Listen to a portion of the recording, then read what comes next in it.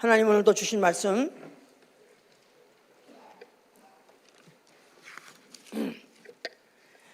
마태복음 6장 9절부터 13절까지 봅니다. 사실 볼 필요도 없을 정도로 다 알고 있는 구절입니다. 9절부터 그러므로 너희는 이렇게 기도하라. 하늘에 계신 우리 아버지여, 이름이 거룩히 여김을 받으시오며 나라의 임하옵시며 뜻이 하늘에서 이룬 것 같이 땅에서도 이루어지이다. 오늘날 우리에게 일용할 양식을 주옵시고 우리가 우리에게 죄 지은 자를 사하여 준 것 같이 우리 죄를 사하여 주옵시고 우리를 시험에 들게 하지 마옵시고 다만 악에 소하옵소서. 나라와 권세와 영광이 아버지께 영원히 있사옵나이다. 너희가 사람의 과실 용서하면 너희 천부께서도 너희 과실 용서하시려니와 너희가 사람의 과실 용서하지 아니하면 너희 아버지께서도 너희의 과실을 용서치 아니하시리라.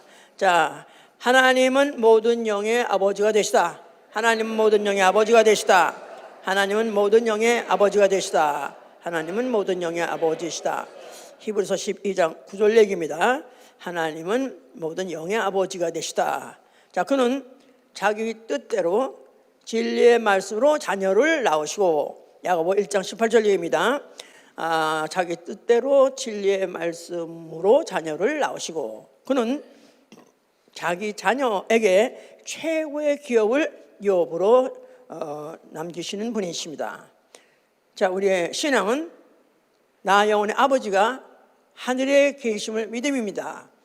나 영혼의 아버지 하늘에 계십니까? 네. 자, 나 영혼의 아버지가 하늘에 계신 거죠.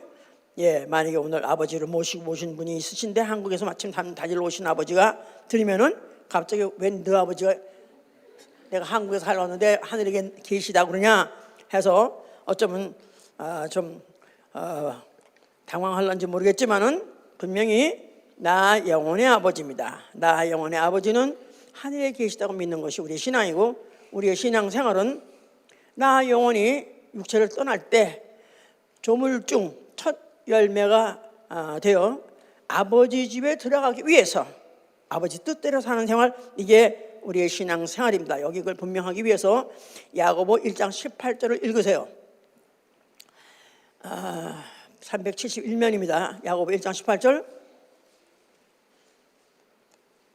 그가 그 조물 중에 우리로 한 첫 열매가 되게 하시려고 자기의 뜻을 쫓아 진리의 말씀으로 우리를 낳으셨느니라. 다시 한번, 그가 조물 중에 우리로 한 첫 열매가 되게 하시려고 자기의 뜻을 쫓아 진리의 말씀으로 우리를 낳으셨느니라. 자, 우리의 이런 신앙을 갖고 또 그렇기 때문에 우리의 신앙은 조물 중의 첫 열매, 다시 말해서 첫째 부활이죠.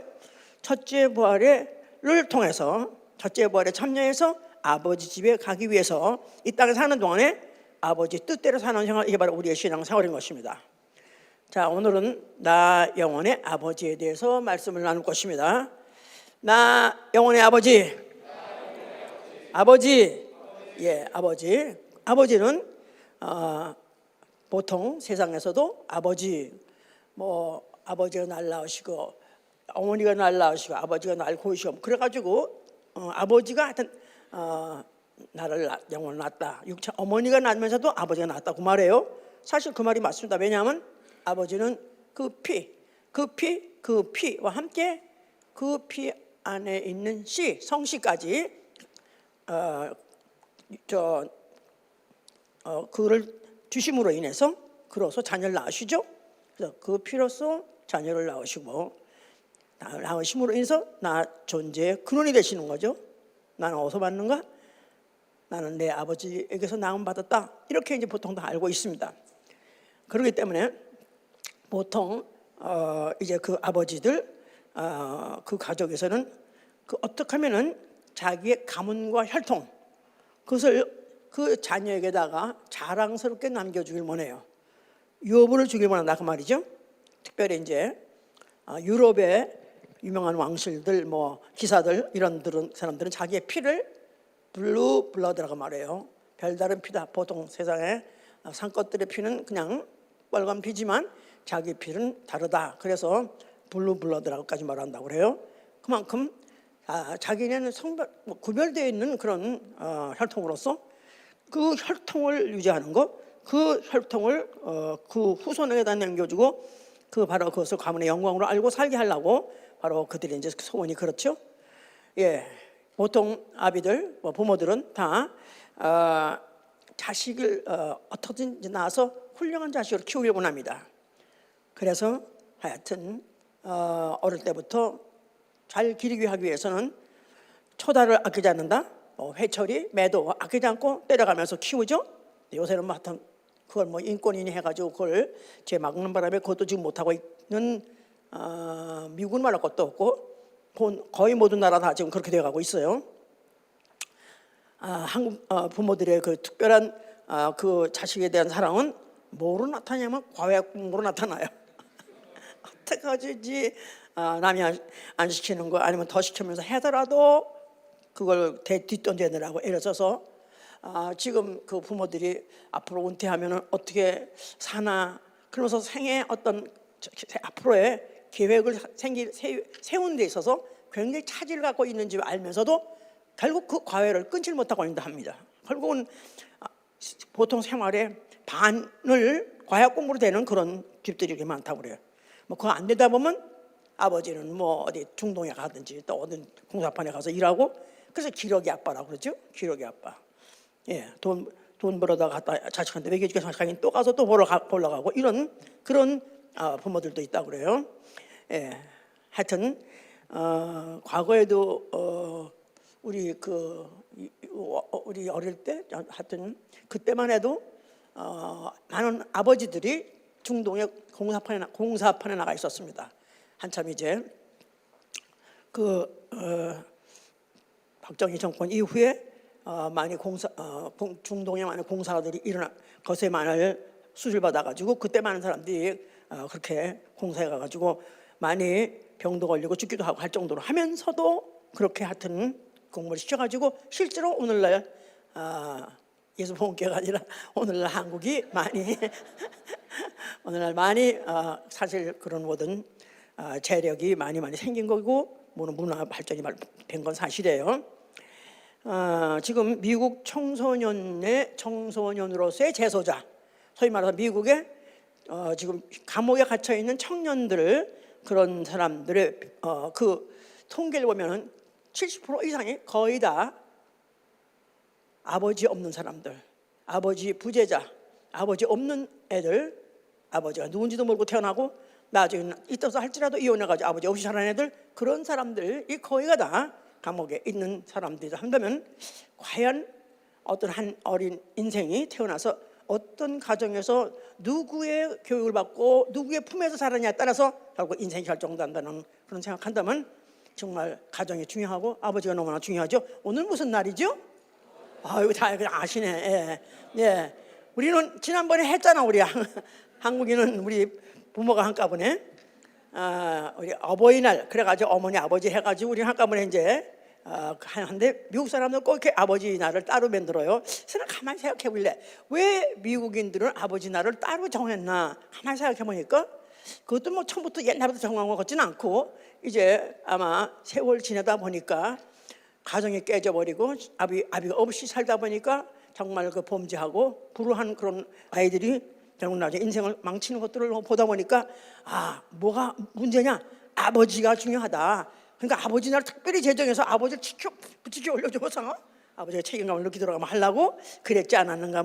하여튼 이건 내 해석이야. 하여튼 간에 자, 성경은 말하고 있습니다. 분명히 육체의 아비와 영의 아비를 말하고 있습니다. 육체의 아비와 영의 아비, 히브리서 12장 9절에 육체의 아비가 있는가 하면은 영의 아비가 있다는 것입니다.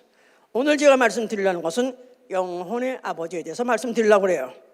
자, 우리 인류 조상 아담이 선악 에덴 동산 있을 때 그 동산의 모든 걸 다 누려라, 마음대로 먹으라 그랬습니다. 그런데 하나님이 제동 거시기를 한 가지, 자, 모든 걸 다 먹어 좋으나 그러나 선악을 알게 하는 열매 그것만큼 먹지 마라. 먹으면 정령 죽으라 그랬었어요. 근데 동산 안에 뭐가 있더라? 마귀가 있었고 그 마귀가 바로 뱀의 입을 타고 그 가정을 그 아담과 하와를 깹니다. 그 하와에게 먼저 네가 모든 걸 다 먹지 말라고 하더냐? 하나님이 다 먹지 말라 하더냐? 다 먹지 말라는 건 아니나 동산의 중앙에 있는 선악을 알게 하는 열매를 먹지 말라고, 그거 먹지 말랬어. 왜? 먹으면 죽는다 그래. 또 그리고 또 그러니까 그 마귀가 하는 말이 너 그거 먹어 죽지 않을 뿐만 아니라 네가 먹으면 하나님 같이 되리라 그랬어요. 그러는 바람에 이제 하와가 먹고 남편에서 주어서 남편까지 먹었습니다. 그래서 그들은 그걸 먹고 난 다음에 결국 그들은 동산을 내쫓겨 버렸어요. 하나님 명령을 어겼기 때문에 내쫓겼는데, 그 마귀는 누구냐 하면 요한복음 8장 44절에 거짓의 아비는, 거짓의 아비.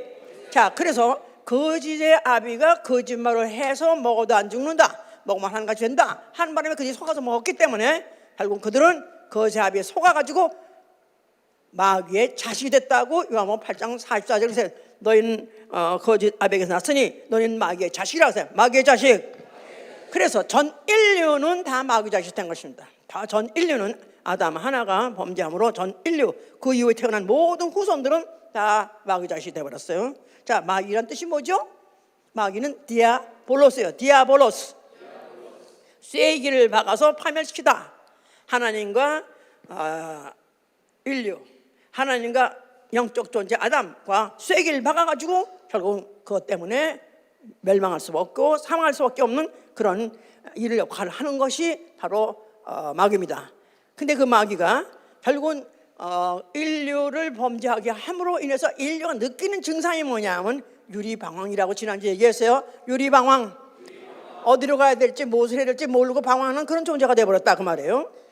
그러니까 어떤 기준이 없고 어떤 경계도 없이 그들이 그냥 마치 막 흔들리는 그런 풍랑 속에서 이 박치기 저리 박치기 식으로 하다 보니까 상처를 받게 되는 거예요. 자, 그러다 보니까 이제 아담이 자식을 낳았는데 큰 자식 이름이 뭐죠? 큰 자식 아담의 첫 아들 가인이죠. 이제 그 가인이 아우를 주게 됐어요. 그 아우가 하나님 앞에 같이 둘이 제사를 드렸는데 자기의 제사를 하나님 안 받으시고 또 아우의 제사를 받으시는 그걸 보고 시기하고 질투해서 결국은 그 질투심을 이기지 못해가지고 그 아우를 죽였습니다. 그가 이제 그 아우를 죽이고 난 다음에 그가 내가 유리 방황하는 자라, 나는 사실은 진짜 이제 어떻게 해야 될지 어디가 살아야 될지 나는 나를 만난 자가 나를 죽였나이다 하면서 어떤 공포심, 대인 공포심 나아가서는 대인 기피증까지 생기게 돼버렸죠. 그것이 이제 어떻게 돼서 그렇게 되느냐는 것을 원인이 확실히 누구에서 왔다는 것을 요한일서 3장 12절 말하고 있어요. 가인이 그 악한 자에게 속하여 아우를 죽였느니라. 악한 자에게 속하여 아우를 죽였느니라. 그러니까 악한 자가 누구죠? 마귀죠. 마귀에게 속으니까 결국은 그걸 이기지 못해서 아우를 죽이게 됐고, 그 이후에 결론은 결국은 나를 만난 자가 나를 죽였나이다 하면서 이런 대인 공포증이나 같은 참상, 아주 참상이로 참으로 참혹한 그런 상처 같은 어떤 상태가 나타나게 된 것이다. 그 증세가 그 이후에 4대간 가인의 4대 후손까지 나타났어요. 라멕이라는 사람이 있습니다. 4장 24, 창세기 4장 23절 24절 보니까 가인의 4대 후손이 바로 라멕인데, 라멕이라는 자가 고백하기를 나의 참상을 인해서 소년을 죽였나이다 그랬어요. 나의 참상을 인하여. 그러니까 참상이란 말은 자기 스스로가 상처받고 온디죠. 내 스스로가 자기가 상처받고 자기가 괴롭다 보니까 못 견뎌서 자기의 소년을 죽였다, 동생을 죽였다는 거예요. 그러니까 결국은 그 조상 4대 전 조상 가인도 자기 동생 죽인 것 같이 라멕도 똑같이 이렇게 죽였다는 거예요. 그랬는데 그거를 표현하기를 가인의 벌은 7배요 라멕의 벌은 70배니라 그랬었어요.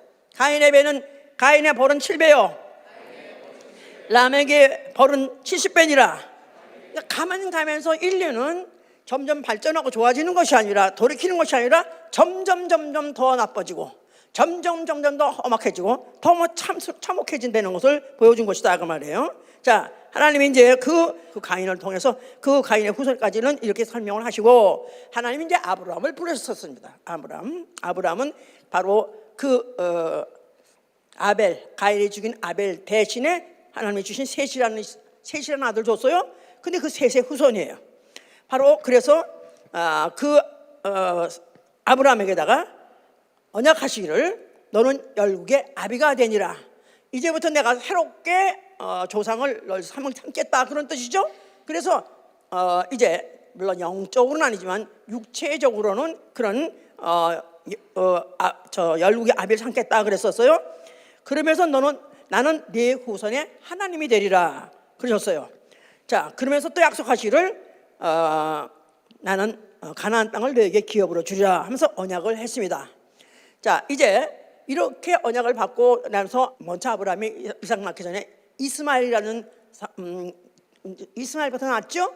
예, 그래서 이스마엘을 낳고 그 다음에 그 이후에 또 언약으로 이제 이삭을 낳았어요. 이삭이 아브라함의 맏아들이 아니에요, 사실은. 아시죠?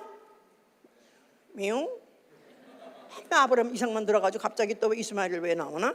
예, 왜냐하면은 아까 처음에 가인과 아벨의 형제적인 갈등, 이것이 인류의 전반적으로 쭉 흐른다는 걸 말하고 해서 이것이 끝없이 가는 거예요.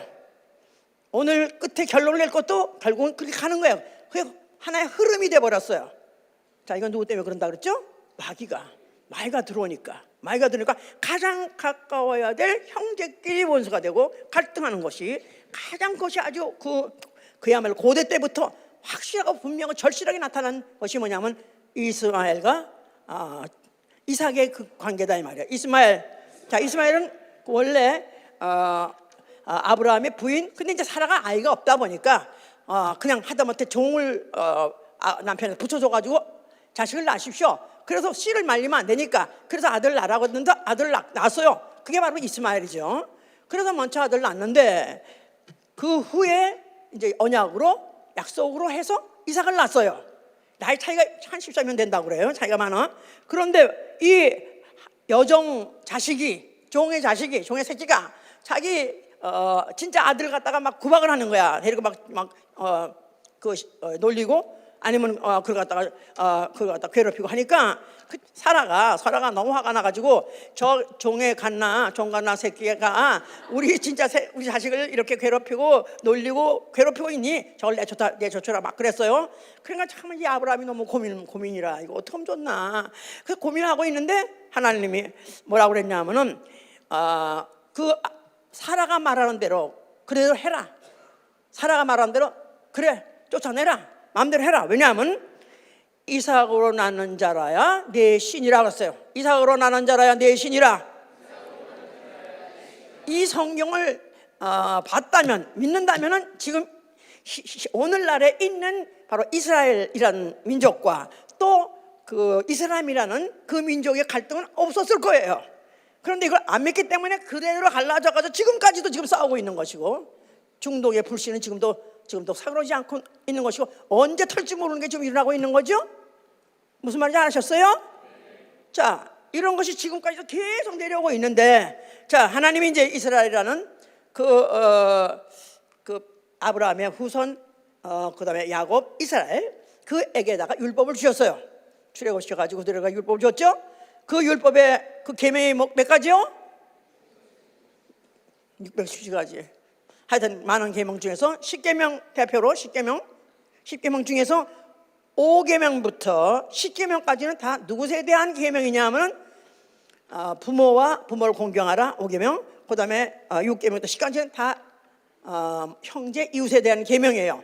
그래서 여기 하지만은 형제 이웃 다 함께 부모까지도 사실 다 대인계명이죠. 대인계명. 그들 어떻게 하냐면 부모는 공경하고 이웃은 사랑하세요. 부모 공경하고 이웃은 사랑하라.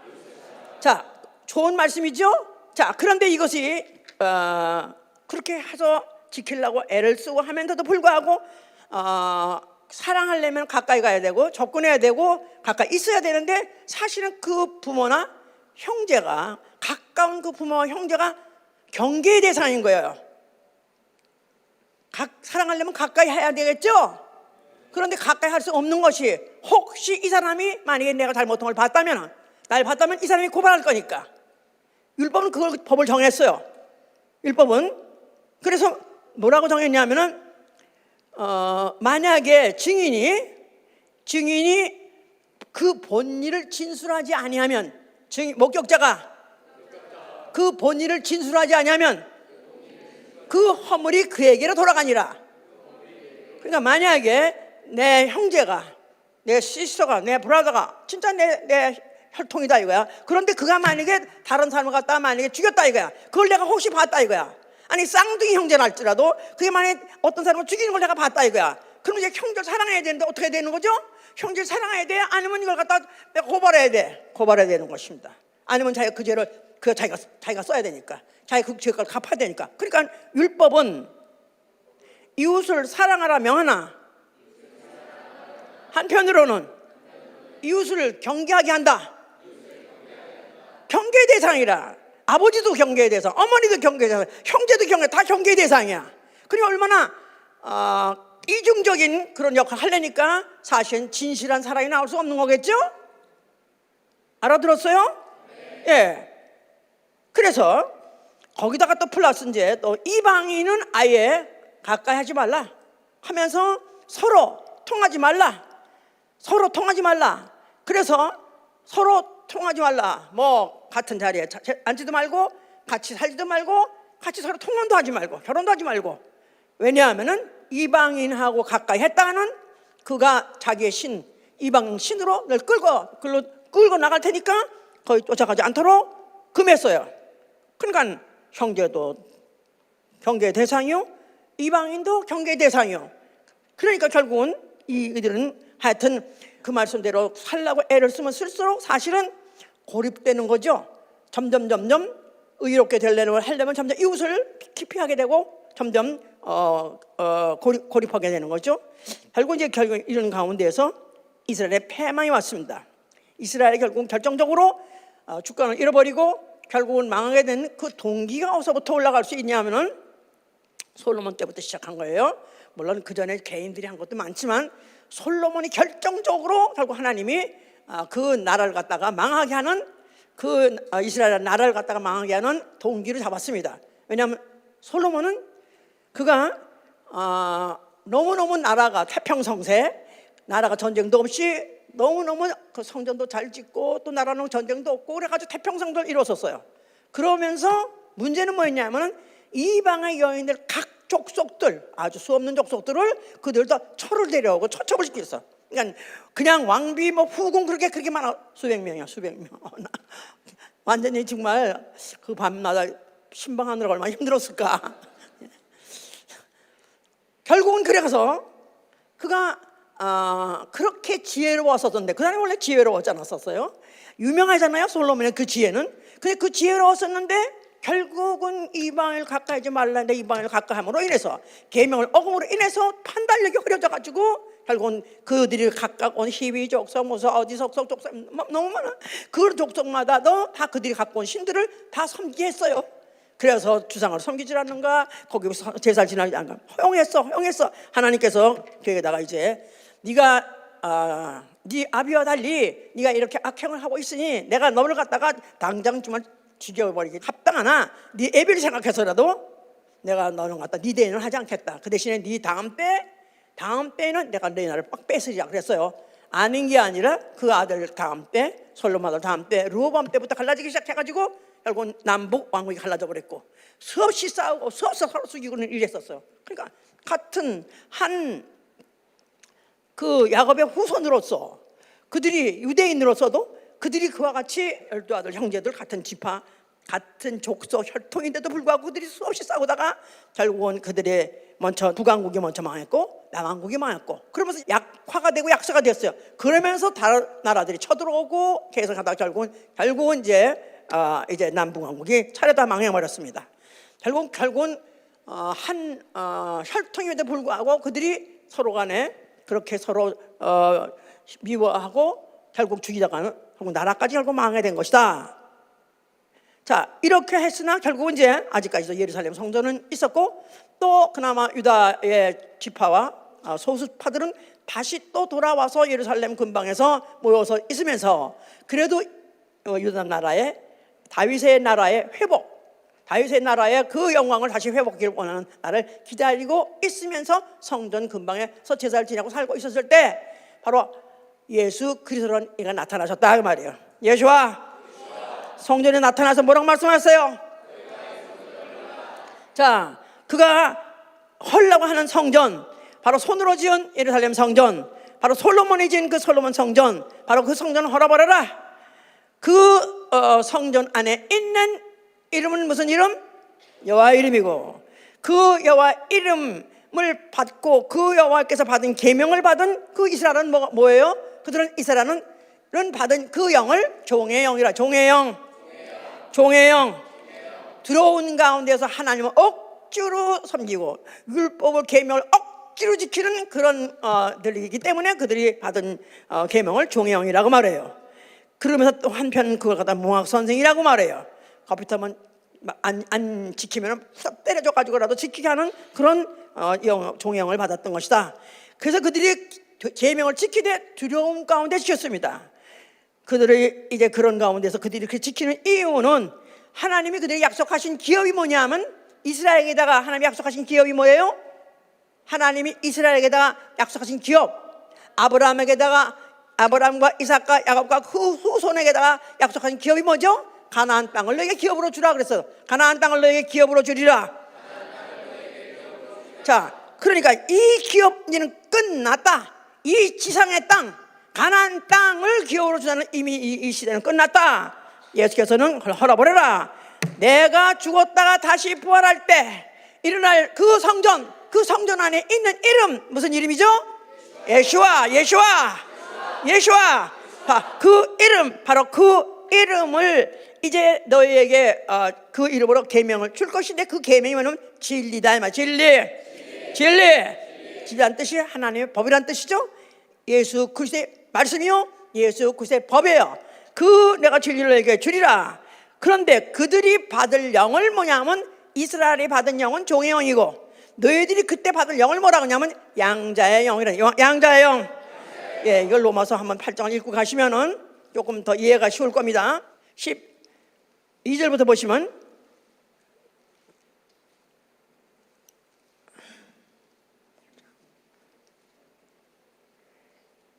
예수를 죽은 자 가운데서 살리신 이의 영이 너희 안에 거하시면 그리스도 예수를 죽은 자 가운데서 살리신 이가 너희 안에 거하시는 그의 영으로 말미암아 너희 죽을 몸도 살리시리라. 그러므로 형제들아, 우리가 빚진 자로되 육신에게 져서 육신대로 살 것이 아니니라. 너희가 육신대로 살면 반드시 죽을 것이로되 영으로서 몸의 행실을 죽이면 살리니, 무릇 하나님의 영으로 인도함 받는 그들은 곧 하나님의 아들이라. 너희는 다시 무서워하는 종의 영을 받지 아니하였고 양자의 영을 받았으므로 아바 아버지라 부르짖으니라. 성령이 친히 우리 영으로 더불어 우리가 하나님의 자녀인 것을 증거하시나니, 자녀임은 또한 후사 곧 하나님의 후사요 그리스도와 함께한 후사니 우리가 그와 함께 영광을 받기 위하여 고난도 함께 받아야 될 것이니라. 여기 분명히 이제 하나님의 영으로 인도함을 받는 자, 성령으로 인도함을 받는 자다 그 말입니다. 하나님의 영으로 인도함을 받는 자는 그는 하나님의 자녀다. 그러면서 이제 그의 영으로 말미암아 너희 죽을 몸도 살리라. 그의 영, 여기 그의 영이라는 말은 로마서 8장 9절에 말하는 그리스도의 영을 말하는 그리스도의 영, 그의 영. 그것이 다시 다른 말로도 바꾸면은 양자의 영이에요. 양자의 영. 십자가에서 죽으신 이, 그가 누구죠? 십자가에 죽으신 이는 하나님이 십자가에 죽으셨습니까? 물론 그가 누구시냐, 본질로 보면 하나님 아들이지만 그건 누구시죠? 그리스도예요. 사람으로 오시니, 인자로 오시니가 죽었어요. 그래서 그가 죽을 때 그리스도라는 직분을 가지고 죽었어요. 그래서 그 몸에서 나온 피, 그 피를 뭐라고 하죠? 그리스도의 영이라고 말해요. 그리스도의 영. 양자의 영. 양정이란 말은 아답티드라 그래서 이제 원래 그 혈통이 아닌데 바깥에서 있는 자를 데리고 왔을 때, 데리고 입양시켰을 때 양자형이라고 그러죠. 우리는 원래 누구의 후손이에요? 아담의 후손이에요.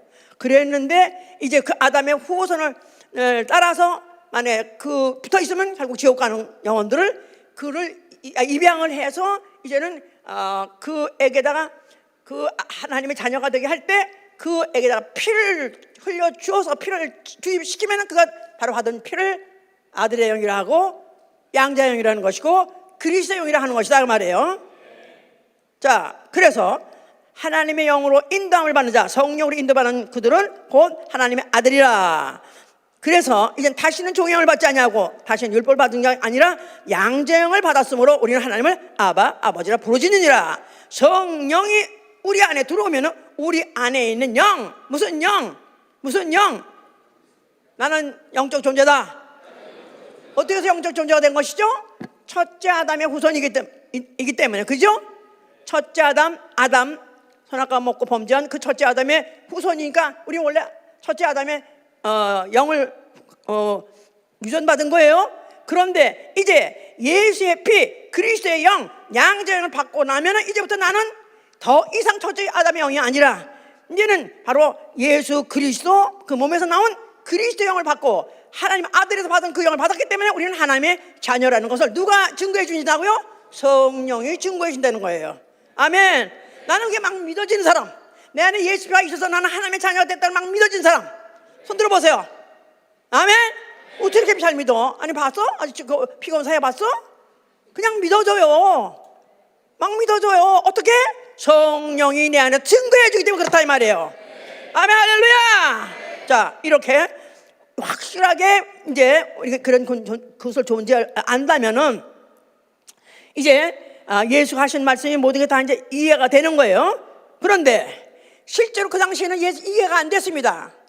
예수 그리스도의 공생애 때 갈등이 뭐냐면 그는 하나님 아들이라고 하시는데 그 주위에 가까이 살았던 사람들은 다 예수를 누구로 이해하고 있냐면 요셉의 아들로 알고 있는 거예요. 그렇겠죠? 같은 군에 살았으니까. 갑자기 예수님이 이민을 오신 것도 아니고. 하여튼 그때 차라리 어서 이민을 오셔가지고 금방에 오셔가지고 내가 하나님의 아들이다 때문에 그 능력 같은 것이 막 있었기 때문에 그런가? 쉽게 믿을지 몰라요. 근데 거기서 나시고 거기서 자란 그 애들도 같이 다 동네 같이 자랐고 또 그렇다고 여행도 간 것도 없고 그 동네 사셨는데 느닷없이 오늘 갑자기 하나님의 아들이라는 거야.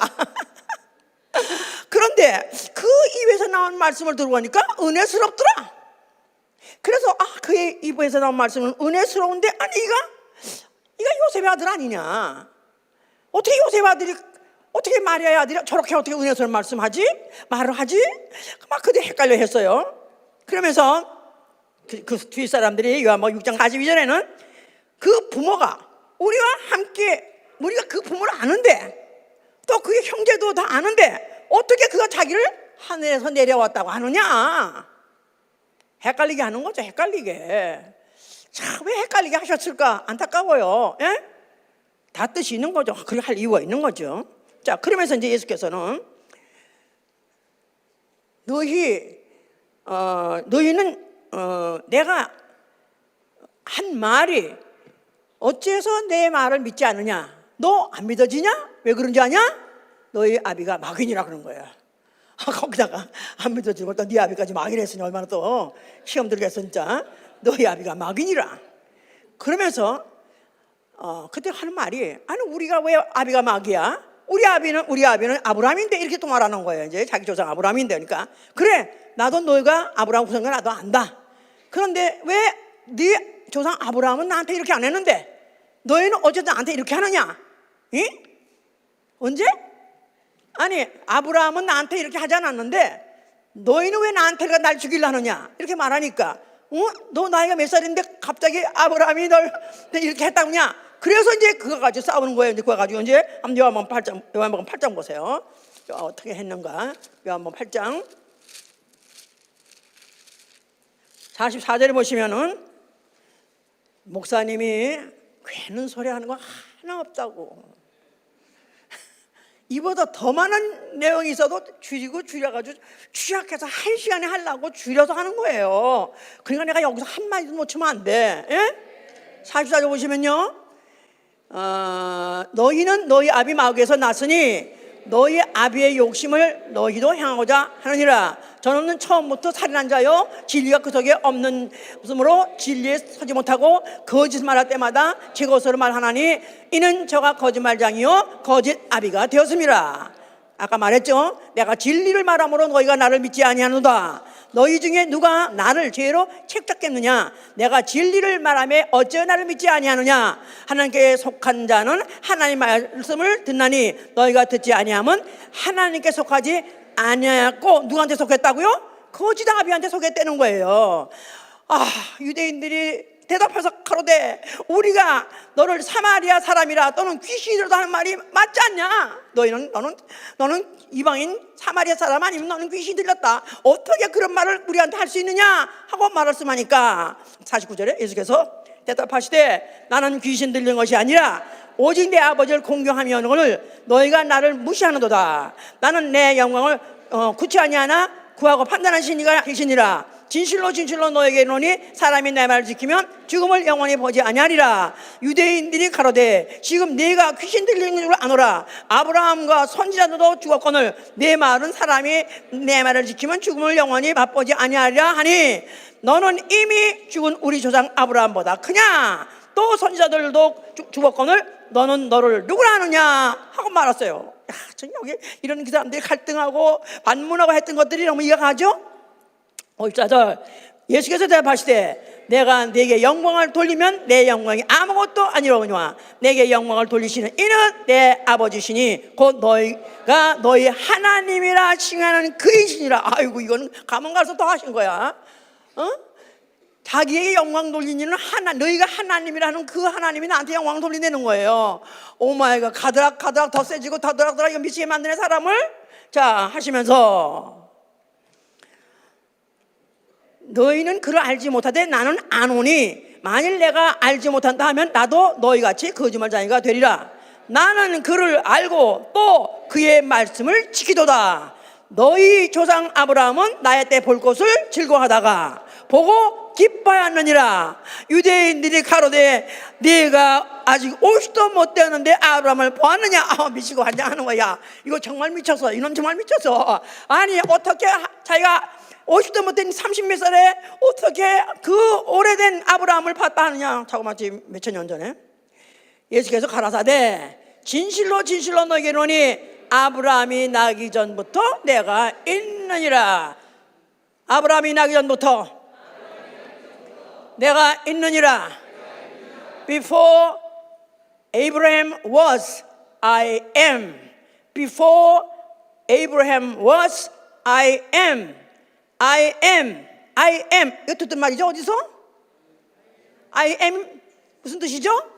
출애굽기 3장 14절에 모세에게 나타났던 하나님이 뭐랬어요? 당신은 누굽니까? 물어보니 뭐라고 해야 됩니까? 내 이름은 I am이다. I am. 스스로 계신 자 아니라 창조주. 그렇죠?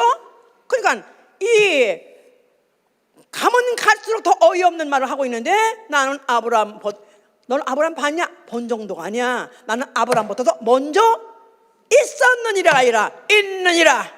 그때도 있었고 지금도 있느니라. He was, He is to come. 할렐루야. 그게 누구야? 누구밖에 없어? 그런 분은? 하나님밖에 없는 거죠. 하나님밖에 없는 거예요. 아멘.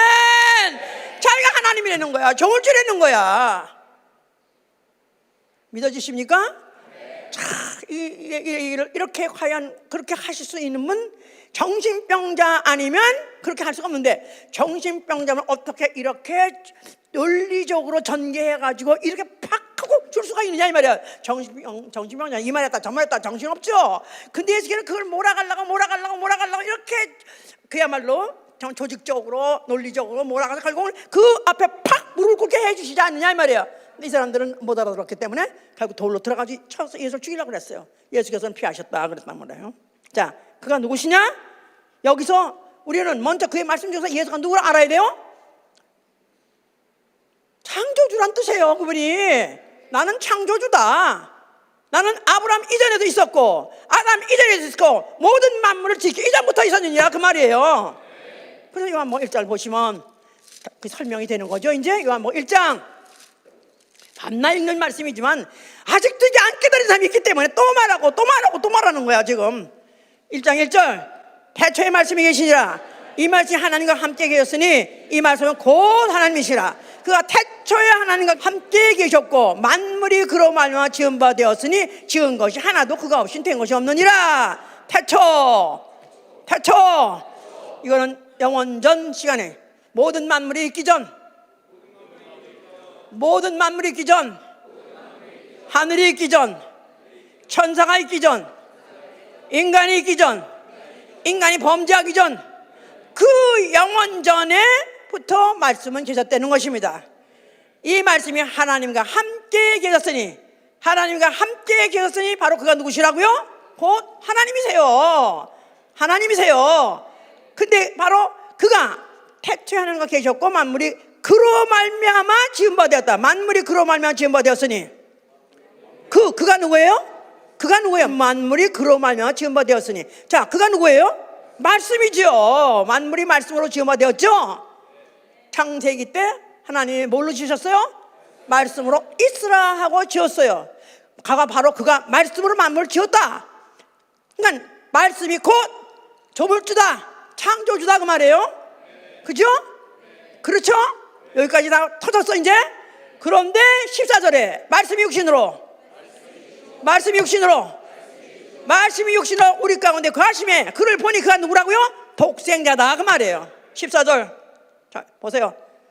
14절 말씀이 육신이 되어 우리 가운데 거하심에 우리가 그 영광을 보니 아버지의 독생자 영광이야. 독생자 말씀이 육신이 되어 독생자로 오셨어요. 하나님의 아들로 오셨어요. 그가 누구세요? 예수 그리스도시다 이 말이에요. 그러니까 하나님이 육신으로, 조물주가 창조주가 육신으로, 영이 육신으로, 그가 누구예요? 예수 그리스도시다 이 말이에요. 아멘. 그 예수에 대한 안목이 탁 터져야죠. 예수가 누군지 알아봐야죠. 지금 보통 요새 현대신학, 신신학은 이 요한복음 1장이 터지지 않아서 말로는 그렇다고 말하면서도 예수를 그냥 사람 중에서 출중한 사람, 또 본받아야 될 어떤 사랑의 사도, 이렇게 해서 어떤 그의 행동이나 일생의 삶을 가지고 미화시키려고 하는데 그의 본질부터 알아야 된다 그 말이에요. 그가 누구시냐? 하나님. 그가 누구시냐? 조물주시다 그 말이에요. 창조주시다 이 말이에요. 근데 어떻게 창조주 사람으로 왜 내 죽어? 근데 그래서 육신으로 오신 것이다 이 말이에요. 죽으려고 죽음으로 하실 일이 있기 때문에. 인자, 그래서 성자는 하나님의 본질이요, 인자는 하나님의 사명이에요. 성자는 하나님의 본질, 그리스도의 본질이에요. 그런데 바로 인자는 그리스도의 사명이에요. 그야 하실 일이다 그 말이에요. 아멘. 그래서 당신은 그리스도시오, 당신은 하나님 아들의 손이다. 당신은 성자시오, 당신은 사람 오신 하나님 아들이다. 그래 딱딱딱딱딱 들어맞아야 돼. 아멘. 예. 자, 그래서 이제 이렇게 해서 그런 갈등을 가지고 있었기 때문에 결국 예수 그리스도를 그렇게 해서 알리셨지만 사실은 그들은 성령을 받지 않았기 때문에 그를 다 알아들을 수도 없었고 그를 믿을 수도 없었어요. 결국은 그 중에 이제 그 3년 따라다니던 그 제자도 알아듣지 못해서 결국 예수를 팔아가지고 어떻게든지 이 세상에 어떤 임금이나 삼아볼까 하는 그걸 통해서 어떤 세상적으로 육체적으로 유익을 얻을까 해서 팔아봤던 그 제자, 여기서 결국 예수를 팔게 됐고 결국 죽으시게 된 것이죠. 자, 그러면서 그가 결국은 그런 오해한 자들에 의해서, 그를 알아보지 못한 자에 의해서 죽임을 당하게 된 것입니다. 자, 그가 죽으시면서 뭐라고 말씀하셨어요? 자, 뭐를 다 이루신 거죠? 아버지 뜻대로 죽는다 그랬으니까 아버지 뜻을 이루신 거예요. 아버지 뜻. 자, 아버지 뜻은 바로 첫째, 아들로 하여금 그 아들이 아버지의 명령을 받아가지고 죽으심으로 인해서 그를에게 앞으로 모든 이름 위에 뛰어난 이름을 주시겠다는 그 아버지 계획을 이루어드린 거예요. 빌립보 2장 이제 6절부터 11절까지 있는 얘기입니다. 그 다음에 그 죽음을 통해서 이가자 마귀를 심판하셨고, 세 번째, 그의 죽음을 통해서 인류를 대적하셨어요. 대속이 얼마 아시죠? 영어로는 redemption이에요. 그런데 속죄, 대속, 구속 다 똑같은 말이지만 이걸 한문으로 풀었을 때는 또 의미가 다 각각 다르기 때문에 속죄, 구속, 대속은 대신 죽으신 거예요. 이제 그러니까 누가 죽을 건 누구 죽을 건 대신 죽은 거예요? 첫째 아담 해보세요. 첫째 아담, 전 인류. 그렇죠. 나는 아담의 후손이다. 아담이 범죄했어요. 그래서 그 죄가 들어오고 죄값 사망을 갖고 있어요. 영이 죄값 사망을 지옥 가서 치러야 돼요. 바로 그 죄값을 둘째 아담이 와서 그 죄값을 치러주셨다. 그래서 그걸 대속이라고 하는 거예요. 뭐 속죄라고 하고 구속이라고 해요. 첫째 아담, 둘째 아담, 그것도 또 보셔요. 아이고, 한 사람이라도 알아듣고 구원받을까 해서 이렇게 또 찾아서 또 보여주고, 제발 깨달아, 알아듣길만 하고 믿길 좀 바라요. 예? 15장 45절 보시면은,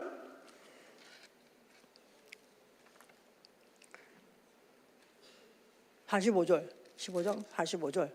예.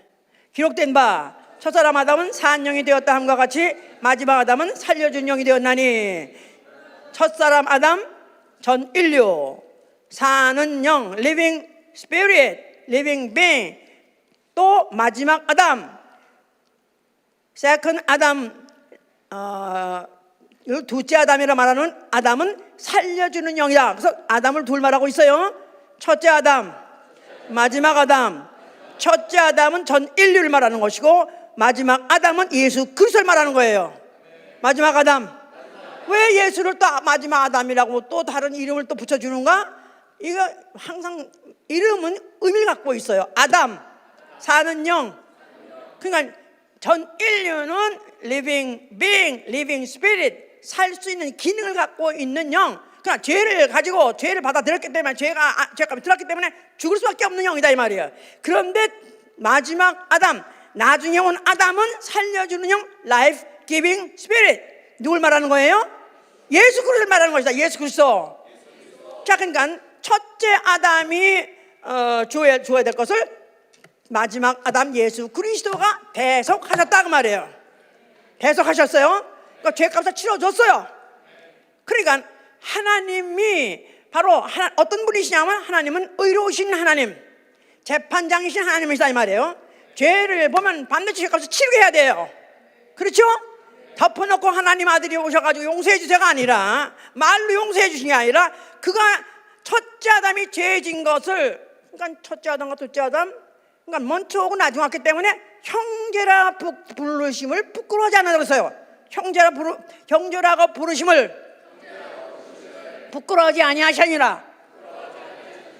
이게 지금 히브리서 2장에 있는 얘기인데, 오늘 지금 내내 얘기했어요. 형제에 대해서 말하는, 형제 대란이 바로 이 인류의 역사다 그랬죠?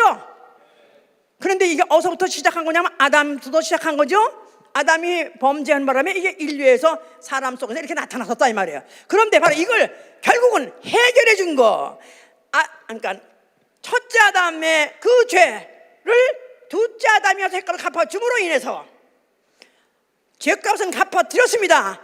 덮어놓고 용서할 수 없어요. 아버지는 재판장이신가 의로우신 분이니까 아버지는 그 죄를 형을 내리시고 그 형을 치르시게 하셨으니 아버지는 아버지의 역할은 아버지 역할을 존경합니다 해드리고, 사실은 그 죽음이 마지막 아담이 첫째 아담을 용서해 줬으니까 누가 누굴 용서한 거야? 형제를 용서한 거죠. 형제가 형제 죄값을 치러준 거죠. 그래서 형제를 부르심을 부끄러워하지 않는다는 거예요. 그러니까 먼저 왔으니까 첫째 아담이 형. 그러니까 그래서 어떤 분은 그 후에 예수 형님 그렇게 하는 사람도 있는데, 사실은 근데 나중에 왔지만 그분은 언제부터 계신 분이라고? 영원부터 계시가 예수가 누구야? 형님이다 이 말이에요. 그 형님이 아버님의 죄를 가지고 죽으셨다 이 말이에요. 그러니까 인류 역사가 인류의 갈등, 마귀로 인해서 인류의 갈등을 갖고 있었던 것을 예수가 죽음으로 인해서 그 갈등을 아니 갚아주심으로 인해서 알아들으시기를 바랍니다. 이렇게 어쩌면 성경은 묘하게 되어 있는 거야. 어느 한 말이라도 괜히 써 있는 말씀이 하나도 없어. 히브리서 2장 11절에 그렇게 말씀하고 있다 이 말이에요. 예? 자, 그래서 그가 죽으심에 대한 효과, 효력, 예수 그리스도가 죽으심의 효과는 마지막 아담이 첫째 아담의 죄를 대속하신 것, 대신 치러주신 것, 그러므로 인해서 전 인류를 죄값에서부터 해방을 시키신 것이다 이 말이에요. 거기까지는 죽음이다 하는 거야. 거기까지 죽음이 하는 거야. 근데 그거 죽을 때 뭘 흘렸어요? 피를 흘리셨어요. 그 피를 흘리신 것은 그 피 가지고 전 인류를 피값으로 사셨다 그 말이에요. 원래 마귀의 것이에요. 마귀 자식이 됐었어요. 그런데 그걸 피값을 치르심으로 마귀에서 사셨어요. 그래서 이걸 구속이라 하는 거예요. 아까 대속이라고 말했잖아 조금 전에는. 이번엔 구속을 하셨다 이 말이야. 구속이라는 뜻이 뭐냐면 값을 치르고 사시다 그 말이에요. 값을 치르고 사시다. 알아들으면 너무 재밌을 텐데 못 알아들으면 왜 저렇게 목사님은 저렇게 힘들어서 애써서 저렇게 하시냐. 그 말인데 뭐 그냥 간단한데 왜 그러나 그러시는데, 나는 이렇게 말씀 알아들으면 이 오묘함, 이 진리의 오묘함을 깨달으면 이 성경이 미치게 돼 있어. 어떻게 성경은 이렇게 오밀조밀 이렇게 확실하게 분명하고 과학 이상이요. 이건 어떤 초논리죠. 아멘. 자, 그래서 이제 이 예수 그리스도께서 죽으셨을 때는 인류를 죄값을 갚아주시고 죄값을 거기서 해방시키셨다 그랬는데, 그가 흘리신 그 피는 전 인류를 사셔서 전 인류, 아담 아래에 있는 전 인류, 아담 안에 있는 전 인류 죄값을 치르고 마귀 손에서 사셨다 이 말이야. 그는 한 번 네 아비가 마귀를 했으면 덮어놓고 오늘부터 간다 그렇게 안 하셔요. 아버지께서 의로우시기 때문에 아버지는 재판하시면 형벌 내리시니까 형벌하게 해주셨고, 자기 몸을 그 대신 죄값을 갚고 자기가 형벌 받으므로 형벌 받게 해주셨고, 그리고 그 마귀 것이기 때문에 마귀 것을 자기 것 만들니까 피값을 주어 사셨다 이 말이야.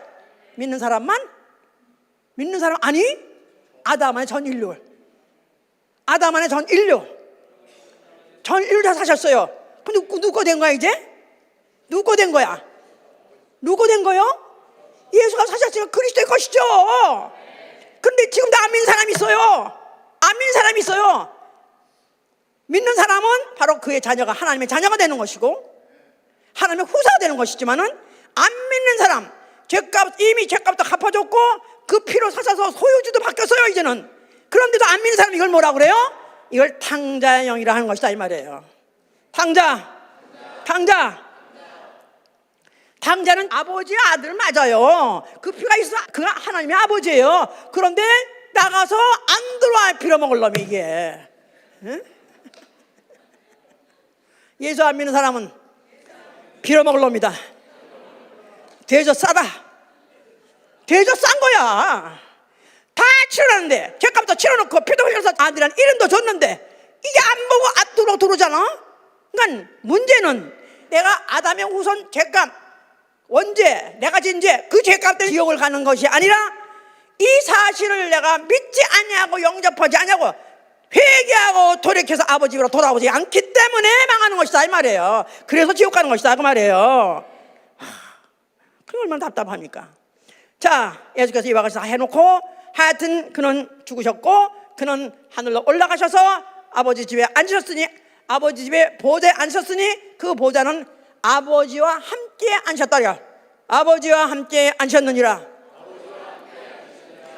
그래서 he sat, 그가 어디 앉았냐면 with Father in his throne. 그래서 하나님의 throne에, 하나님의 보좌에 앉으셨다 할 때 두 분이 앉으셨는데 his throne, 그의 보좌에 단수예요, 단수. 그냥 둘이 같이 끼고 앉으셨는가? 무릎에 앉으셨는가? 어떻게 두 사람이 하나님하고 하나님하고 예수님 아들하고 어떻게 한 의자에 앉았냐고. 한 분이시다 그 말이에요. 그분이 바로 우리 아버지시다 그 말이에요. 누가? 피로 나를 낳으신 아버지 예수 그리스도가 우리 아버지시다 그 말이에요. 눈물 나지 않습니까? 너무나 감사하지 않습니까? 어떻게 이런 걸 창세전부터 계획하시고 치밀하게 어떻게 시간을 끌어가면서 모든 것 경륜을 끌어가면서 모든 걸 하나 알아듣게 모든 사건을 우리를 알아듣게 하시려고요. 깨닫게 알아듣게 하시려고요. 자, 그가 성령을 보내셨어요. 교회에 보내셨습니다. 또 예수의 피로 난 영혼 속에 보내셨습니다. 만약에 내 예수의 피 나 영혼에 파송 아멘 하세요. 자, 이런 자들을 하나님이 교회에 불러 모셔서 교회, 이 교회는 뭐라고 그랬죠? 나 영혼의 집이에요. 그렇습니까? 나 영혼의 집, 이 땅에 있는 나 영혼의 집, 임시로 이 땅에 있는 나 영혼의 집, 이제 어디 가려고? 하늘 아버지 집에 가려고요. 아멘? 그런데 나 혼자가 아니라 교회에 임하셨어. 교회에 임하셨어. 예수의 피로 난 영혼들, 성도들, 형제 간에, 형제 안에 들어오신 거예요. 그러니까 자, 그리스도인은 누구냐 하면은 하나님을 누구로 알냐면 하늘에 계신 우리 아버지라는 거예요. 하늘에 계신 우리 아버지, 하늘에 계신 우리 아버지. 그러니까 이 하늘에 계신 우리 아버지를 고백할 수 있는 사람은 내 안에 예수의 피가 있습니다. 내 안에 양자 영이 있습니다. 나는 내 아버지 집, 나를 양자로 들이시는 그 아버지.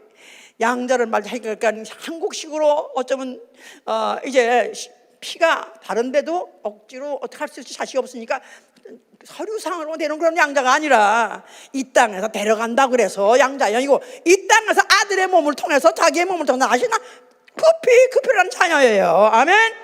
그런데 바로 교회에서 내가 이제 그 사실을 받았고 알게 된 거예요.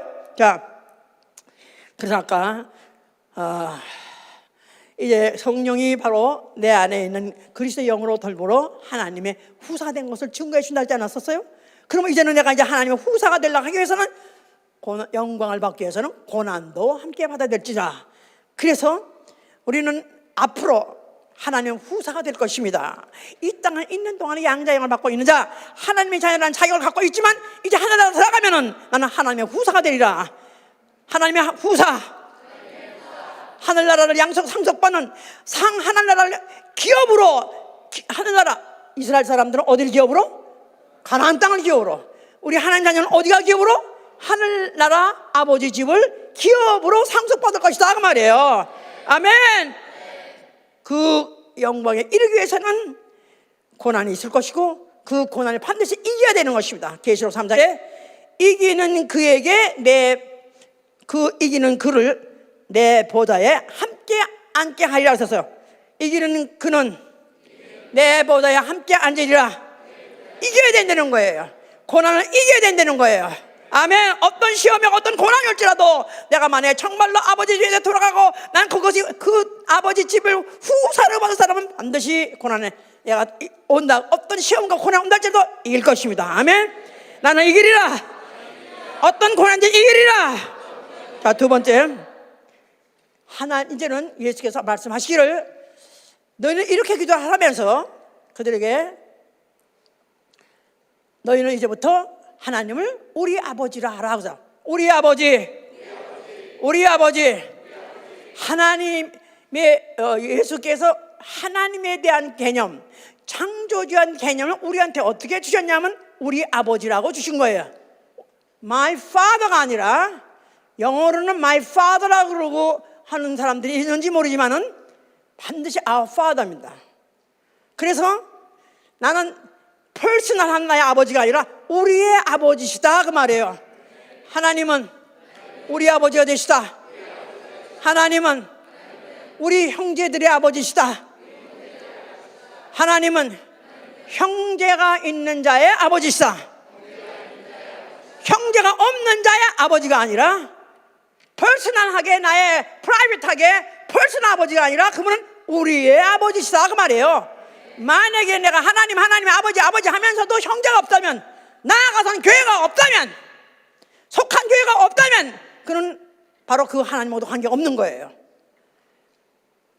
우리 아버지, 우리 형제 아버지, 다시 말해서 교회의 아버지시다 이 말이에요. 형제 아버지, 우리 아버지, 교회 아버지, 교회 아버지, 형제 아버지, 우리 아버지, 그가 누구시라고요? 하늘에 계신 하나님이세요. 내가 믿는 하나님은 우리 형제 아버지시다. 내가 믿는 하나님은 교회 아버지시다. 이게 확 들어와요. 확 들어, 확신. 그래야 우리가 어떻게 살아야 되는 게 나오는 거예요. 아버지,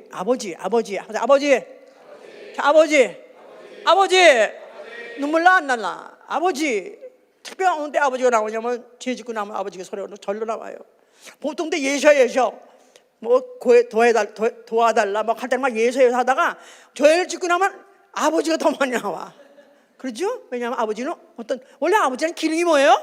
아버지는 용서 못할 죄가 없으신 분이 아버지시다 이 말이에요. 안 그래요?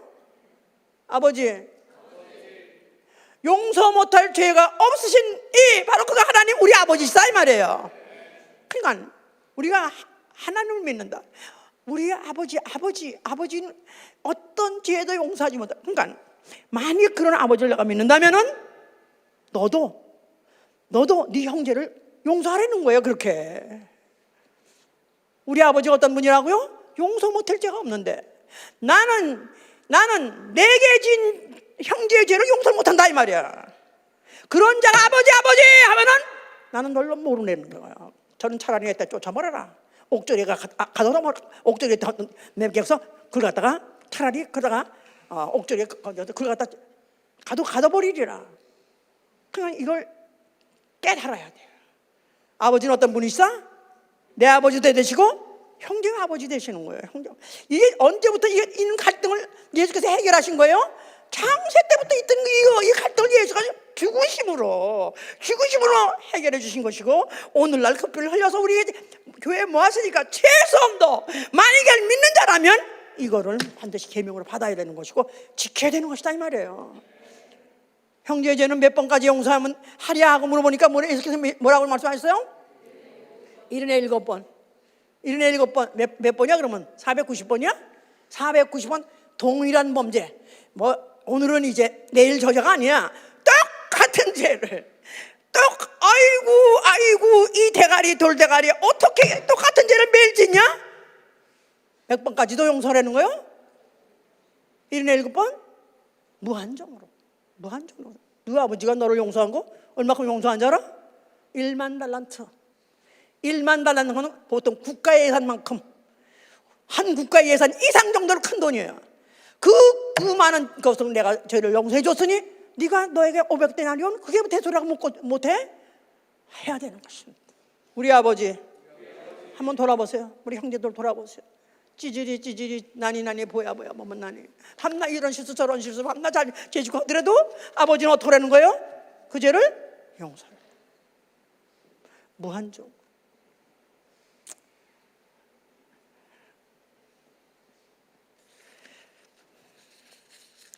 너희가 중심으로 형제를 용서하지 아니하면은 내가 널 보지 아니하리라. 진심으로 중심으로 형제를 용서하지 아니하면 안 본다는 것입니다. 자, 아버지는 어떻죠? 아끼는 게 없는 거야. 자식한테 아끼는 게 없는 거야. 그거 보면 나도 아버지를 닮았나 봐요. 자식한테 아까워야 모든 게 아까운 게 아무것도 없어요. 내가 먹으려고 하다가 자식이 가지고 엄마 그러면 에이 그래 너 먹어라 그러죠. 그죠? 그런데 형제에게 바로 네가 만약 정말로 너희 아버지가 어떤 분인 걸 안다면은 아버지는 형제에게 아끼는 것이 없는 거예요. 가장 좋은 것을 오히려 주는 건 그렇죠.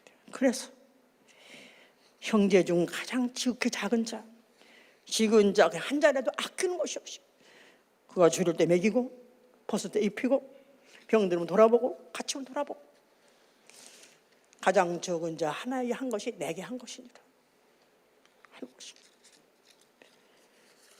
네 번째, 성령은 바로 아버지의 심정을 갖게 해주시는 거예요. 아비의 심정.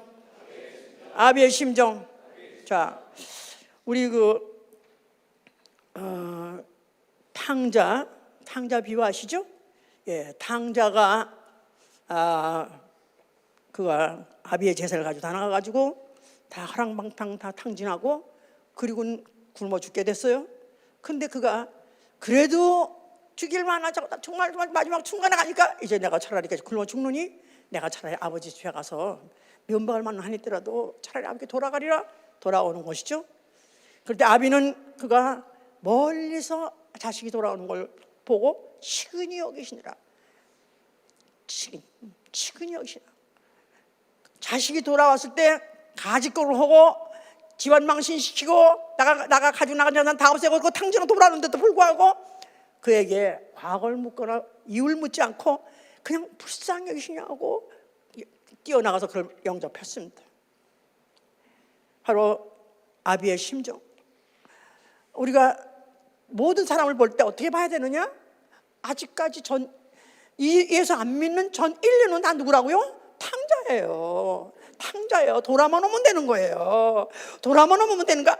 돌아오는 자를 어떻게 그에게 과거를 묻거나 과거를 갖다가 충고하지 않고 불쌍히 여겨요. 불쌍히 여겨요. 치근히 여겨져요. 치근히 여기니라. 불쌍히 여기니라.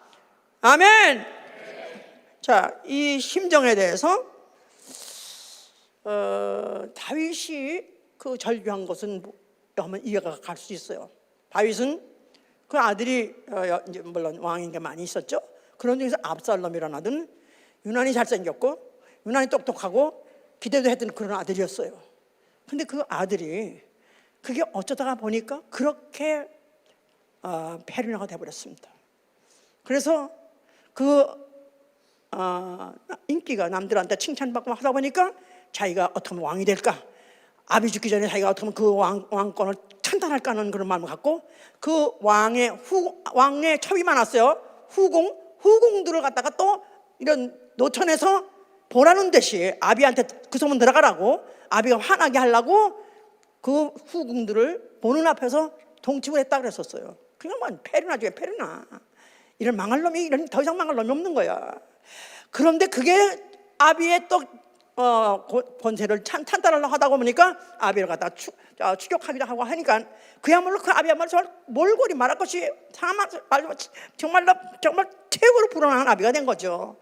그래서 그 신하들은 그 아들을 그 압살롬을 죽이려고 그러면서 그가 지금 어디 있습니다. 지금 현재 그대가 다 죽이려고 합니다. 지금 거기다가 지금 됐습니다. 지금 우리가 지금 그걸 갖다 그걸 갖다가 지금 잡았습니다. 아니 그걸 다 지금 죽이게 됐습니다. 하는 보고를 수시로 가지고 보고하는 거예요. 그럴 때마다 보고하는 자가 보발꾼이 막 오면은 다윗은 뭐냐면 내 아들 그거 어떻게 죽였어? 해결해서가 아니라 내 손은 영맨 소년 압살롬은 어떠하냐? 살아있느냐? 괜찮으냐?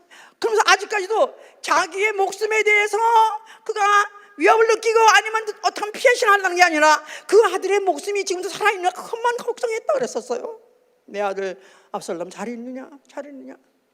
그런데 마지막 또 보발꾼이 와가지고 드디어 해결했습니다. 드디어 죽었습니다. 이제는 우리의 원수를 갚았습니다 했을 때 그가 얼마나 슬펐던지 그가 물 위에 올라가서 그가 통곡하니라 하면서 압살롬 내 아들 압살롬아, 내가 차라리 너 대신 죽었으면 좋았을 것을. 그게 바로 아비예요. 차라리 내가 대신 죽었으면 좋았을 것을. 그렇게 못된 아들, 그렇게 페르나, 더 이상 없는 그런 페르나. 그럼 왜 다윗의 얘기가 있었던지, 왜 다윗의 그 압살롬 얘기가 있었던지, 바로 오늘날 하나님 아버지가 어떤 마음을 먹고 있는 것을 우리에게 알도록, 우리로 감을 잡도록 그런 사건이 있었던 것이다 그 말이에요. 압살롬아, 내가 차라리 내 대신 죽었으면 좋았을 것을. 그렇다면 우리가 성령으로 하나님 아버지의 마음을 우리가 가졌더라면 하나님이 얼마나 지금도 집 나간 자식 아직도 한 아들에도 살리는 마음이 얼마나 지금도 구구절절. 그래서 하루가 천년이 하루같이 한 영혼이 회개하고 돌아오기를 그가 지금도 기다리고 계신다 했으니까, 이 마음을 이해하는 자라면 우리는 다윗과 같이 폐륜 알아 할지라도, 정말로 전혀 가능성 없는 영혼이라도 어떻게 하면 회개해서 구원을 위해서 아버지 집으로 돌아오게 하려고 하는 게 바로 우리의 심령이다 그 말이에요. 바로 탕자를 찾아 나가는 것입니다. 왜 전도하느냐? 탕자를 찾아 나가는 거예요. 탕자에게다가 바로 소식을, 당신의 이미 죄는 다 사해졌습니다. 속해졌습니다. 돌아오면 오면 됩니다. 돌아오면 와서 예수의 피를 영접하면 됩니다. 돌아오면 당신은 바로 하나님의 자녀로서 하늘나라에 돌아갈 수 있는 바로 그 길이 열었으니까 당신 돌아오십시오 하고 간절하게.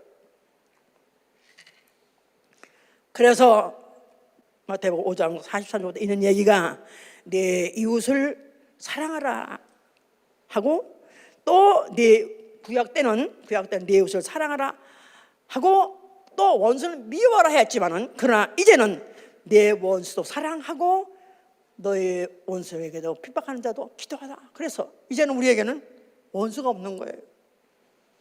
그리스도에게는 마귀 이외에는 원수가 없는 것입니다. 어떤 사람도 우리의 원수가 될 수가 없는 거예요.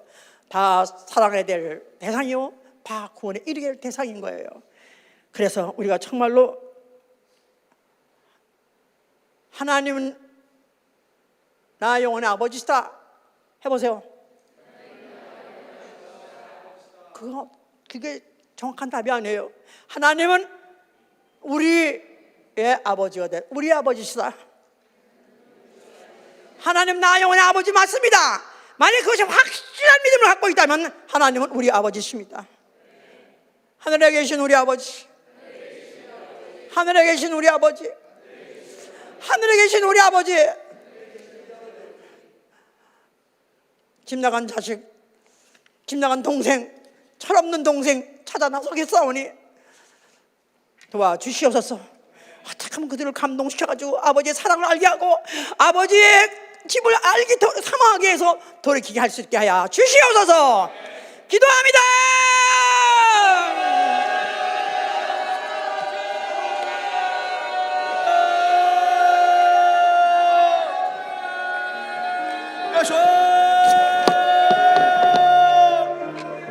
아버지 쉬어요, 아버지 쉬어요, 아버지 참으라오네 안에 우리 예수 그리스도 아버지의 마음으로 충만케 도와주시옵소서.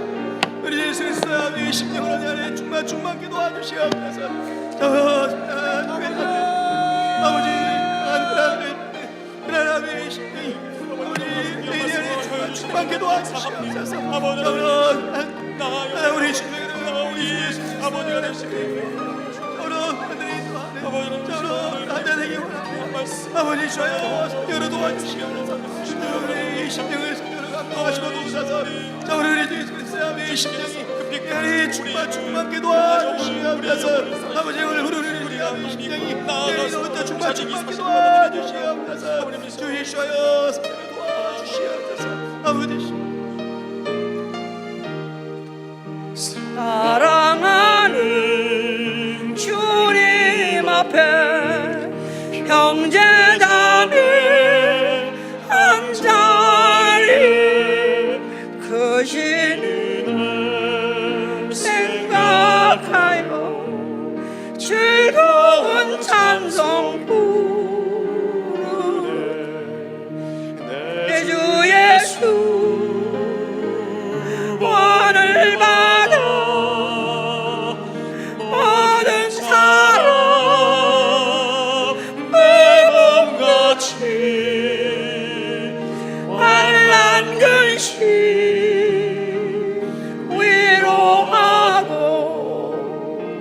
진심으로 사랑하세. 사랑하는 주님 앞에 온갖 충성 다 바쳐서 괴로우나 즐거우나 주님만 힘써서